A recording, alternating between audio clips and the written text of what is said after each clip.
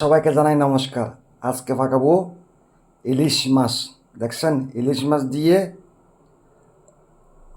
আর coffee, বেগুন, আলু, tomato আজকে এটা দিয়ে পাকাবো। সবাই দেখিন, আজকে এটা পাকাবো। দেখেন আমি বসতি, 1 নম্বর বসতি। দেখছেন ইলিশ মাছ, দেখেন। এখন পেঁয়াজ দিলাম, পেঁয়াজ সবাই দেখিয়েন, পেঁয়াজ দেখছেন, এটা হলো পেঁয়াজ।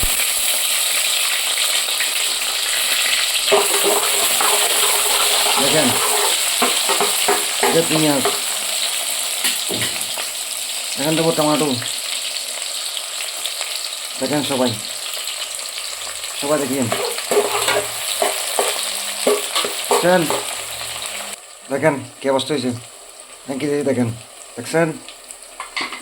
এখন দেবো আগের মতো সেম। দেখেন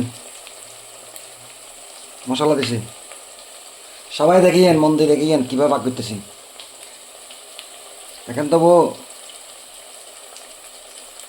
হলুদ, হলুদ বেশি গেলে ভালো না। এখন দেবো মরিচ, দেখিয়েন সবাই দেখিয়েন,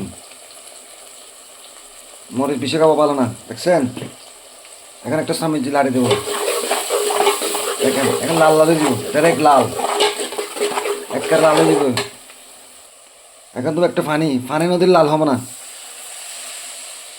পানি না দিলে লাল হবে না। সবাই দেখুন, লাল হবে না।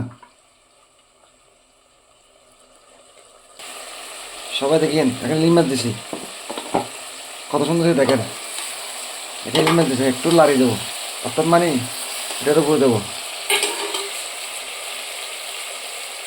সবাই দেখেন কত সুন্দর করে ফাঁক করতেছি,